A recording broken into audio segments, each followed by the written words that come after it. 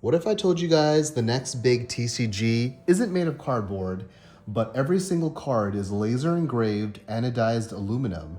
It's waterproof, scratch resistant, and built to last far longer than any paper trading card game. And that's exactly what Forged in Fire TCG is bringing to the table. And with their Kickstarter launching at the end of June 2026, this is the perfect time to take a look at what could be one of the most unique card games in the year of 2026.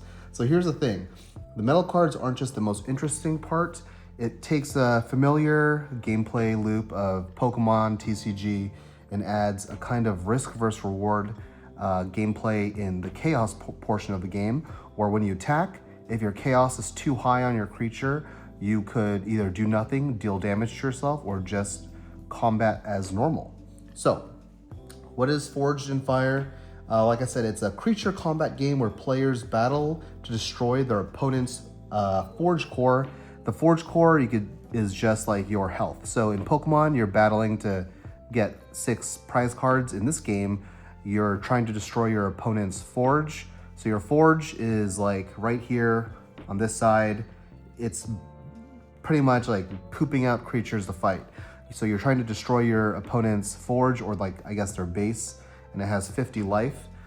If your opponent has a creature in the battle slot, so in play, you have to destroy your opponent's creature first before you could attack their Forge. And every creature you destroy, your opponent takes 10 damage in addition to their life point for their Forge. So what is a Forge Master? A Forge Master you could think of kind of as your commander.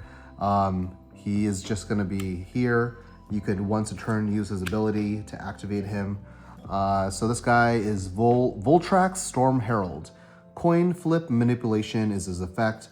Once per turn, you may reflip any coin flip result. If you succeed, gain an additional action this turn. And they are both the same. So, so the rules are, like I said, you have your Forge that has 50 health.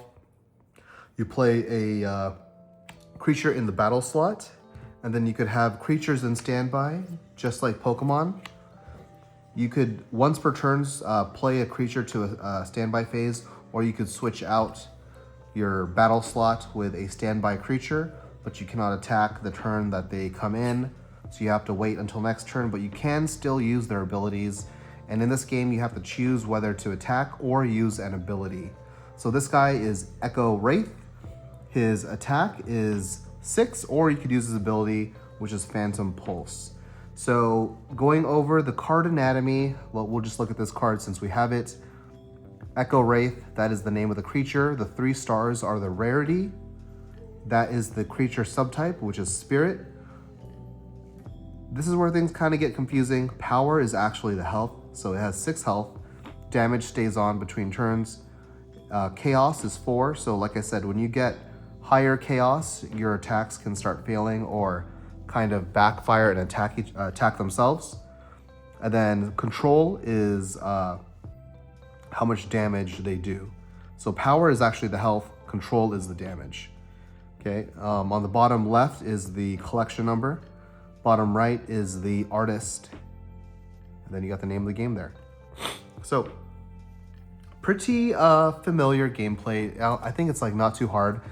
I could probably play a pretty efficient game if I just started playing, and we might try to get some matches recorded maybe tomorrow. But yeah, so let's talk about the game. So I'm not sure if this is like a beta or an alpha thing, but I think these cards are kind of too small. So I'm not sure if if these are just like playtest cards. But I think the final card should be like Magic the Gathering sized. Even though they're metal, these are actually pretty thin. Like these are actually lightweight. I think these are a little bit heavier than an actual Magic card or Pokemon card. So you could sleeve these if you want. And making cards this small, it's kind of hard to read the text. And because it's metal, the text kind of reflects back at you. So it's kind of hard to read. So I think he would benefit, the creator, if they made them normal playing card size. So like, I think it's 2.5 by 3.5, maybe a couple millimeters smaller than that. 2.5 by 3.5 inches. So yeah, around that size would be smart, I think, so that people don't have to strain to read this small text. Also, I'm not sure why he chose different colors for the aluminum, I guess. Because as you can see, these are the same card, but they're different color, same card, different color aluminum. Also, because these are metal, you guys might think that they're heavy, but they're not. Like I said, they're thin, they're pretty light. Yeah, they're not heavy at all. One thing I would like to see, maybe make the text raised somehow. And sorry, I'm a little sniffly. We just came back from the beach. I would like raised text, bigger cards, and the creator said for now, he is not going to be doing color on the cards, like colored art or anything, but maybe as like a stretch goal if there's enough funding. I think you would benefit highly from using some kind of color. So I'm gonna just show some metal cards I got for free from a vendor. So these are some promo cards a vendor gave me to talk about. I decided not to make a video on these because these are copyright infringement. Even though we have some Lego fakes out there, but I'm not promoting the sale of those. But I just want to talk about, okay, the ethics around this. We'll talk about that another time. But let's just talk about the actual cards. So these are metal cards, metal Magic the Gathering cards. They're obviously not official. These were the guy who makes these. I'm not going to say who, but he sells them for $10 each. I got these for free. But yeah, these are actually pretty kind of hefty, but he managed to make the text raised and like the art feel. This is like a textured card. I'm not sure if that shows up on screen. We have this San Diego Comic-Con style card here. So this guy was able to make this really textured. This really feels nice. And it's double-sided. That is absolutely crazy. You could say what you will about copyright, but this guy made some pretty good metal cards. Yeah. So I really like what he did with these cards. So we'll compare the size of a Magic the Gathering card to this. Pretty small. And I think it would be easier to read this kind of size card compared to this. So yeah, I think you would benefit from making a standard size card. I'm not sure what the strategy is with making all these different colors. It's just kind of confusing. Maybe if you had subtypes like in Pokemon where you had fire, electric, water, then maybe that would make sense. But from what I could, like, this is a beast looking bug. I would think that would be green. The black pine, maybe that's green because that's like a tree. Blunny is a bunny. I'm not sure, maybe black. Make it an evil bunny. We got Zapletto, that looks like electricity, so that should be yellow. You know what I mean? So like, if you're gonna make colored aluminum, maybe make it to the type. I'm not sure if you are just play testing the different colored aluminum, but I think if you are gonna make different colors, maybe make them to their subtype. Also, if people don't sleeve their cards, because I don't think you could find sleeves that are this small. If people are playing with no sleeves, you kind of can tell what the next card is gonna be if they're all colored and they're face down, right? So yeah, I don't know, maybe, I don't know if it's possible. I did watch a video of him making these, so I do not think he can make the front one color and the back all the same color. But I'm not sure what the process is that this guy did, but he obviously was able to do color on one side, and then he was able to do all the same backing on the back of the cards. So this guy was able to do it. But obviously, if he's charging $10, I'm assuming the cost to make each card probably $2 to $3. So if you're trying to make a booster pack, this might start getting expensive, right? So this is where the cost might not work for a buyer, because if you need to make a whole deck and each card is costing $5 to $10, probably is going to be rough for players to kickstart, right?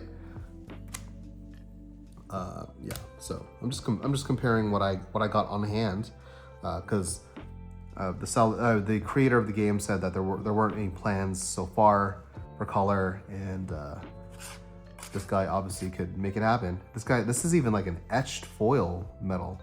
It's crazy. Like, this guy actually made foils, etched foil, and then the San Diego Comic-Con like kind of black, kind of off black. I don't know what you'd call this art style, but it's from the San Diego Comic-Con set. So yeah, so those look great. Yeah, so I just think these, just some constructive criticism.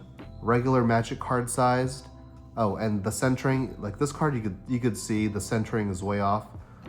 So I would make sure your centering is as close as possible to being perfect, especially if this is going to be a Kickstarter game.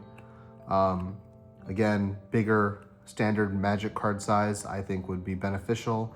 And then somehow you have to figure it out, make the backs all one color, because I don't think players will be sleeving this. So you don't want a bunch of different colored cards when they're face down in your deck, right? So yeah. So I mean, it's a cool concept having all metal cards in a game. So I don't think that has been a thing that I know of where the whole deck is made out of metal cards. We've seen metal promos, obviously, right? Cyberpunk TCG, these stretch goals or certain pledges are giving you metal cards. Other games, I think Cataclysm, I think Cataclysm Arcade is also doing it at the higher pledges. There's a pool of 4 metal cards that you could get, right? So yeah, I think those changes would be a good start for the game. I know color, like I said, would probably be hard, but I think you would really benefit having color in your card from something like this to something like this, right? And that is the size difference right there. So anyway, yeah, Surgical Ninja, talking about I love covering new Kickstarter or indie card games. It's always good to have competition with the big 3, and even competition among just indie TCG games. It really pushes innovation and different stuff. So like, this is very unique and different. Even though that it is unique and different, I still think you need to kind of perfect some stuff, like the card size, clarity of the text, and color. So anyway, I think we'll still try to get some demo games in just to get the feel of this game, since we have 2 starter decks here, and actually a 10-card sideboard. So yeah, like and subscribe if you guys want to see gameplay of Forged in Fire TCG. Their Kickstarter should be going up at the end of this month, which is June 2026. I'll put a link in the description to their website if you guys want to follow along, and their Instagram. They have an Instagram where you could actually see the cards being made. So anyway, this is Surgical Ninja, and I'll see you guys in the next video. Peace out.